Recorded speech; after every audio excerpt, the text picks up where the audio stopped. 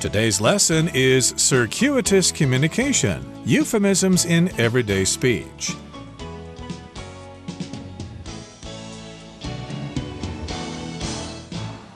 Hello, everybody. Welcome to our program. My name is Roger. And I'm Mike. And today we're going to be talking about something that has to do with euphemisms. And a euphemism is a nice way of saying something that otherwise would sound too strong or impolite. That's right. Think of euphemisms as sort of the verbal or spoken version of an emoji. Sometimes we use emojis because using a little picture helps to explain things or express ourselves in ways or at times when words just don't quite fit. Well, euphemisms are sort of like fancy words, colorful, flowery words that we use when maybe the direct approach, saying something very directly and maybe possibly a bit harshly, that might hurt a person's feelings or make a situation more uncomfortable. So euphemisms can come in very handy. That's right. And when you're kind of beating around the bush and you're not coming straight to the point, we say that you are engaging in circuitous communication,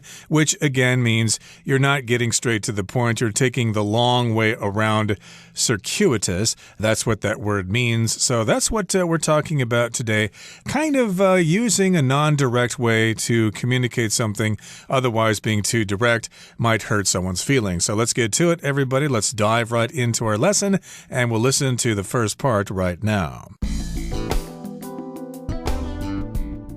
Circuitous communication, euphemisms in everyday speech.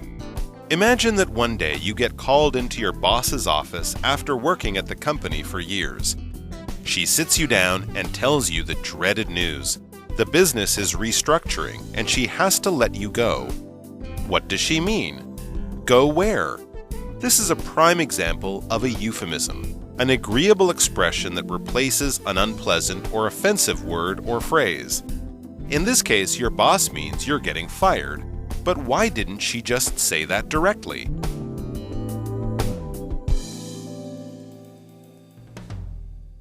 大家好，标题中我们看到单字 circuitous， 这个字是形容词，意思是迂回的或是拐弯抹角的。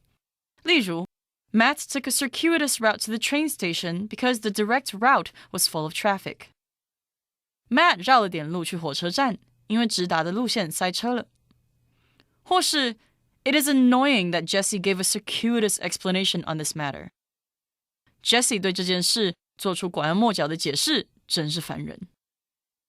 另外补充这个字的反义词 straightforward, S-T-R-A-I-G-H-T-F-O-R-W-A-R-D, straightforward. 这个字是形容词，表示直接的或是明确的。举例来说 Benjamin takes a straightforward approach to business. Benjamin 做生意的手法很直截了当。或者 The book gives straightforward advice on how to be successful. 这本书对于成功之道给了直接明了的建议。接着我们看到动词 dread， 指对点点点感到恐惧、害怕或是担心。像是 Alyssa dreaded the test because she had not studied. Alyssa 害怕这场考试，因为她没念书。或是Carl dreads having to give a speech at his brother's wedding. Carl 对他要在哥哥的婚礼上致辞感到害怕。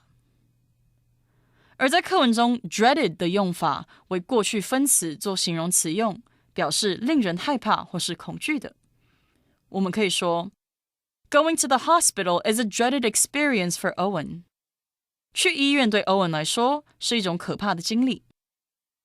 也可以说Along with winter's cold, damp weather comes the dreaded flu season. 冬天气候湿冷，可怕的流感季节也随之而来。另外补充一个含有 dread 在内的片语 in dread of, in, dread, of, in dread of, 指忧惧、非常担心或是害怕。例如Megan lives in dread of the day her children grow up and leave home. Megan 常在担心孩子长大离家那天的来临。或者 Jimmy was in dread of speeches, so he tried to overcome that fear.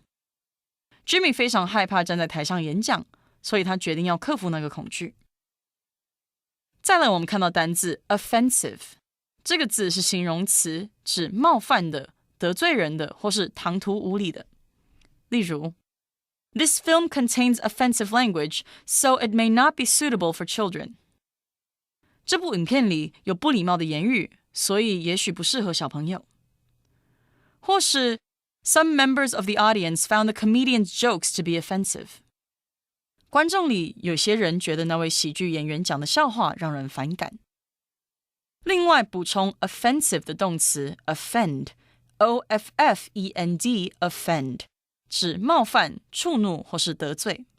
像是 I didn't mean to offend Steve. I was only being honest when I told him that he has bad breath.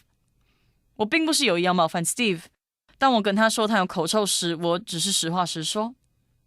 也可以说You might offend the host if you leave the party too early, so you should stay a little longer.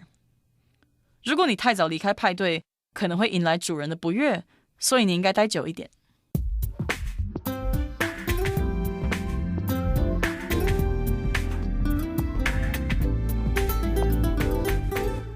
Okay, so here's the first sentence. It says, imagine that one day you get called into your boss's office after working at the company for years.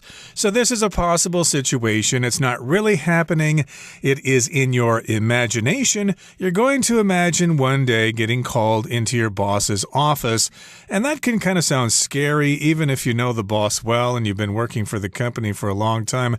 If the boss calls you into the office, it might mean something bad. Am I going to have my salary cut off, or am I going to get fired, or did I do something wrong? Am I in trouble? So yes, indeed, you might be nervous if that happens. Absolutely. And sometimes bad and difficult situations is when we use these euphemisms. Again, we're talking about circuitous communication, not getting right to the point, but kind of moving around it. So let's see what's going on. We're in our boss's office.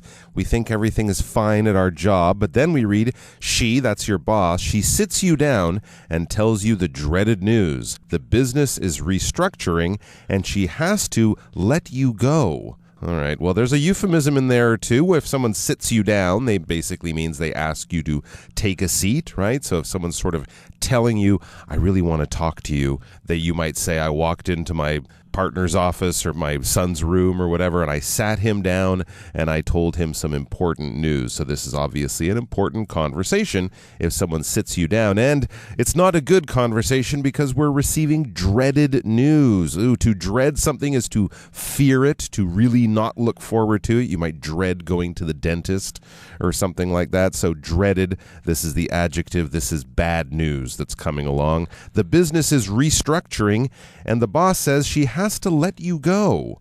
Okay, well, if the business is restructuring, they're reorganizing the business. And as we know, when businesses get reorganized, people do sometimes get fired. Is that what we're talking about here? There's a bit of confusion, I think. It does sound like that's what's happening here when we do hear the word restructuring. It means some people are going to be let go of. And yes, indeed, that's a nice way to say someone has been fired, which we'll get to here in just a second. But she's being nice here. So she says, well, we don't need you anymore. We have to let you go. You don't need to come into work tomorrow. Those are nice ways of telling somebody that they have been canned, they've been fired. Vamoose, get out of here, you're no longer working here. Well, the question is, what does she mean? Let me go? Are you holding me up and you're going to drop me or something? Where am I going to go? Go where? Well, this is a prime example of a euphemism, which is an agreeable expression that replaces an unpleasant or offensive word or phrase. So yes, indeed, this is a prime example. Prime here means it is a very good example. It's a perfect example of a euphemism. And it's also a perfect example of when you might use a euphemism, because if this employee has been a good worker, but the company is just reorganizing, it's not the employee's fault. So it might be kind of mean to say, Bob, I'm sorry, but you're fired. That might hurt someone, you know? So if they say, I'm sorry, but we have to let you go, it's kind of less dramatic. It might feel less insulting to the person. It's more of an agreeable expression. Something agreeable is something pleasant or nice. You can have an agreeable agreeable conversation with someone or an agreeable encounter with a salesperson. That means kind of everything went well. I had a good time. They had a good time. No one's feelings were hurt. No one got upset. So yes, I have to let you go is definitely more agreeable than you're fired or clear out your desk and don't come to work tomorrow. Because phrases like that, of course, might sound very offensive. Offensive is kind of the opposite with agreeable. Something offensive will hurt your feelings. You would consider a person rude if they were offensive, if they used offensive words. That's what we might call swear words, or offensive gestures if they hold up certain fingers on their hand to show that they're very angry with you. Those things are offensive. So when we think of offensive, we think of someone insulting us, being rude, hurting our feelings. Euphemisms kind of help us avoid offensive expressions or words, and it allows us to express ourselves in a more agreeable kind of way. But why go through this whole dance? Why use circuitous communication? Well, in this case, your boss means you're getting fired. Of course, that's the direct way to tell somebody that they no longer are working for that company. You're being let go. You can go find another job. You don't need to come into work tomorrow. But again, the direct way of saying this is to say you're fired. But why didn't she just say that directly? Yeah, why didn't she? She should have come straight to the point. After all, that's what bosses are for. They're supposed to tell us what's happening. They're not supposed to beat around the bush. Let's try to answer that question by moving on to the next part of our lesson. We will listen to it first. There are 4 main reasons for using euphemistic language. The first is to comfort the listener, as your boss was doing when she tried to gently deliver the message about firing you. This variety of euphemism is often used when discussing death. People commonly say a loved one has passed away or gone to heaven. Parents in the US might even tell children that their beloved pet went to live on a farm upstate to avoid upset.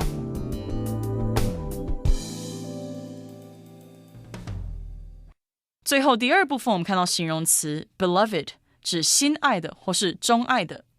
例如 Fans were upset when the beloved character in the TV series was suddenly killed off in a recent episode.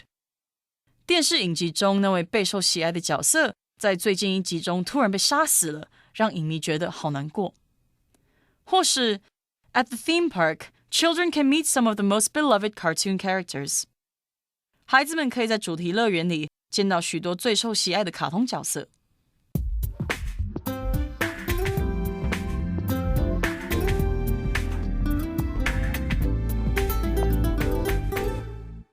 Okay, let's go into the second part of our lesson for today. It says there are 4 main reasons for using euphemistic language. Now, notice in the title we're using the word euphemism, and that is a noun, again, a softer way of saying something that is maybe too direct or too impersonal. And euphemistic changes that word into an adjective. So if language is nice, polite, soft, and not direct, then we say it's euphemistic. Exactly. So yes, why use this euphemistic language? Why use euphemisms? The first, it says, is to comfort the listener, as your boss was doing when she tried to gently deliver the message about firing you. Yes, as we kind of discussed in the first part of our article and our conversation, you're trying to comfort someone. You're using a more agreeable expression. You're trying to sort of save their feelings and definitely not try to hurt their feelings. And that was the example we showed as the boss was doing when she tried to gently deliver the message about firing you. Instead of saying you're fired, she said, I have to let you go. This variety of euphemism, next we read, is often used when discussing death. That's another very sort of sensitive type of subject. You're not just being fired from your job, you're being fired from life. And when we're talking about sort of uncomfortable things, things that make people feel sad or awkward or nervous, or even things that we have difficulty expressing ourselves, euphemisms can come in very handy. And here are some good examples. People commonly say a loved one has passed away or gone to heaven instead of saying they died. Saying someone died is quite powerful, quite strong, might upset someone, but using a euphemism like they passed away, they passed on, they've gone to heaven. I've heard even people just say they passed. as if they're moving from one place to another. You know, it's a bit softer, it's a bit nicer, it's a bit more sensitive than just saying they died. Or they're gone, but of course, if you're being rude, you might say they croaked, they punched out. Those are impolite ways to say someone has died. But yeah, death is kind of sensitive. Most people miss the person who has passed away. So yeah, pass away, gone to heaven, or they're just simply gone. Those are nice ways to say someone has died. And parents in the U.S. might even tell children that their beloved pet went to live on a farm upstate to avoid upset. Oh, interesting. So they're sort of explaining where the pet dog has gone or the pet cat. Maybe the child is probably quite young at this age. The idea and the concept of death might be kind of unfamiliar and possibly even scary, especially if it's a beloved pet. Because if you have pets, I would assume that most of them are beloved. That basically means you love them, you cherish them, you treasure them, you value them highly. We have beloved relatives and friends, people, if they left us, or even worse, if they passed on, if they died, we would miss them very, very much. And when explaining death to young kids, maybe it's better to use a bit of a lie. It's a bit of a white lie, as we would say, a lie you're using just to not hurt someone's feelings or make them upset. So where is our pet dog? What happened? He went to the doctor's office and he didn't come home. Oh, the parents might say, he or she went to live on a farm upstate. They've gone off to a nice green farm, upstate meaning in the countryside, away from the city. This might give the child a little bit more of a soft cushion to sort of, accept the death of this pet. Yeah, the word upstate to me simply refers to upstate New York as opposed to the city. Yeah. If you live in the city, then you live in the city. But if you're from Albany or some other place, Schenectady or Buffalo, then you live upstate. But I suppose you could use that to apply to other U.S. states as well. I don't think you can say that in Canada because y'all got provinces there. That's true. I'd say they went to live on a farm in the country or something like that. Okay, well, that brings us to the end of the second part of our lesson for today. Let's wrap things up now with the third part. Similarly, such language is used to shield others when discussing topics that might be embarrassing. This particularly applies to body parts and functions. A friend might say they're doing a number 2 or dropping the kids off at the pool, rather than explicitly stating what they're about to do.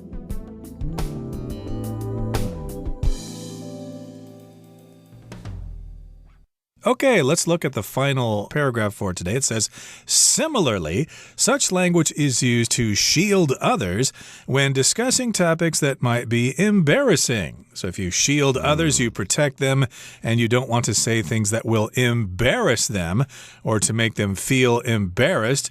So you don't want to discuss topics that might be embarrassing to them, which would make them lose face.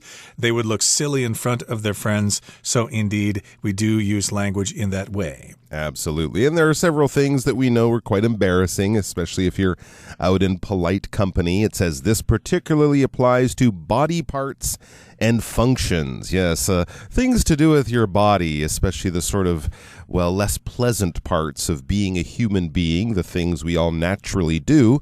We all know about them, we all do them, but talking about them politely at a party or at a social event or with people you don't know really well, this is the kind of embarrassing situation we're trying to avoid. A friend, it says, might say they're doing a number 2, or this is a new one for me, dropping the kids off at the pool, rather than explicitly stating what they're going to do. So yes, doing a number 2, that would be the part of the bathroom experience where you sit down.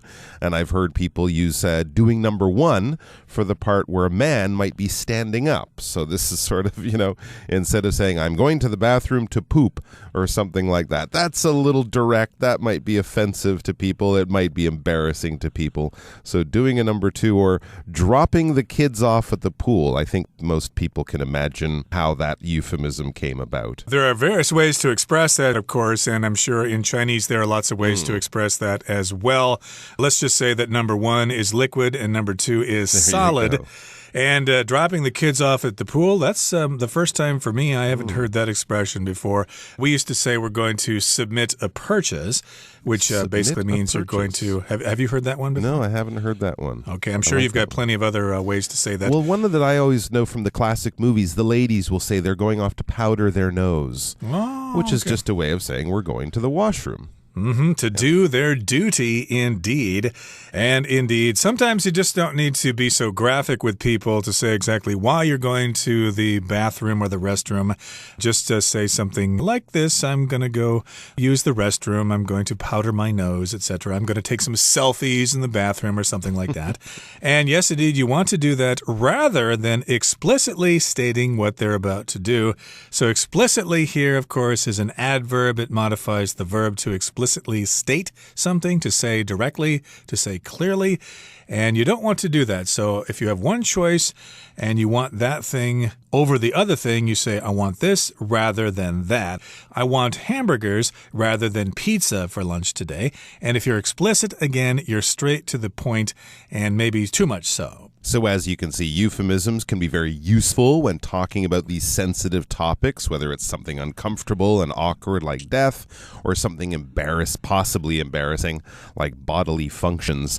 And the other, of course, interesting thing about them is that sometimes these euphemisms are kind of new to us. Even native speakers like Roger and I had never heard that dropping the kids off at the pool. So they can be fun, they can be entertaining, and they can also make your English language and your English use sound much more natural because you're comfortable using these very interesting, fun, and sometimes very useful euphemisms. You bet. And of course, euphemisms are very common in English, and we use them all the time. So we're going to talk about this topic in our program next time. So please join us then. But for now, we need to listen to our beloved Chinese teacher.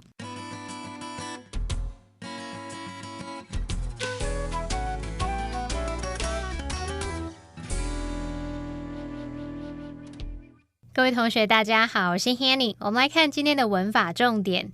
课文第3部分的最后一句写道， A friend might say they're doing a number 2 or dropping the kids off at the pool rather than explicitly stating what they're about to do. 句子里面它用到 do a number 2 还有 drop the kids off at the pool 其实都是用来指上大号排便的意思哦。那么 do a number 2常用在跟小孩沟通的时候，那么相对的 number 1就是指小便了。至于 drop the kids off at the pool 字面意思是把小孩丢进泳池，这个说法是用幽默的方式把马桶跟泳池的意象连接在一起，是不是很有趣呢？好，另外文中它还用到 rather than explicitly stating what they're about to do 去表达说而不明讲他们即将要做的事。这边我们来复习 rather than 的用法。第一种呢，我们可以用 rather than 来当介系词，那这时候它就相当于 instead of 后面要接名词或动名词去表达不是点点点，用来代替点点点，像课文就是这样的用法。举例来说， If possible, climb the stairs rather than taking the elevator. 如果可能的话，就爬楼梯取代搭电梯。好，那第二个我们可以用 rather than 来当连接词，这时候它必须连接词性相同的字词去表达而非点点点，而不是点点点。特别注意，如果是要连接不定词 to 加原形动词的话，这时候呢 rather than 后面的那个不定词的 to 常常省略。举例来说， She prefers to read a book rather than watch TV. 她比较想要看书而不是看电视。好，那这边也帮同学们补充一下，如果是 would rather A than B 这个用法呢，这边 would rather 它是表达宁愿宁可怎么样，比较想要怎么样。would 常常会跟主格人称代名词缩写成撇 D， 像 I'd rather, we'd rather。 那么 would rather A than B 就可以表达宁可要 A 而不要 B， 其中的 A 跟 B 我们都要用原形动词哦。举例来说， He'd rather go camping than stay at a 5-star hotel. 他宁可去露营而不要住5星级饭店。这边的 he'd rather 就是 he would rather 而来的。好，那我们最后是要看看 explicitly 这个副词，它表示明确地、清楚明白地。那它的形容词是 explicit， 就是去掉 ly 就会变成形容词。那这边要补充一下它的字首字根，我们看到 ex 这个字首表示 out 向外，字根 plic 表示 fold 就是折叠，那么 it 是形容词字尾。当我们在折纸折衣服的时候，把这个字样图案等等向外折叠，就能一目了然，一看就知道它的内容样式。所以我们就从向外折叠可以看得一清二楚，去联想到 explicit 它有清楚明白或是明确表达的毫不掩饰的露骨的那种意思。那它的相反词呢，是把 ex 改成 im 变成 implicit， 那就表示不明说的含蓄的。好，那以上是今天重点整理，我们回顾今天的单字吧。Prime. This building is a prime example of traditional Japanese architecture. Agreeable. Though it was slightly bitter, the fruit had an agreeable taste. Offensive. He made some offensive remarks, which he later apologized for. Beloved. Dylan never recovered from the death of his beloved wife. Embarrassing. Travis made an embarrassing mistake in front of his boss. Explicitly. I explicitly told you not to go into that room while I was away.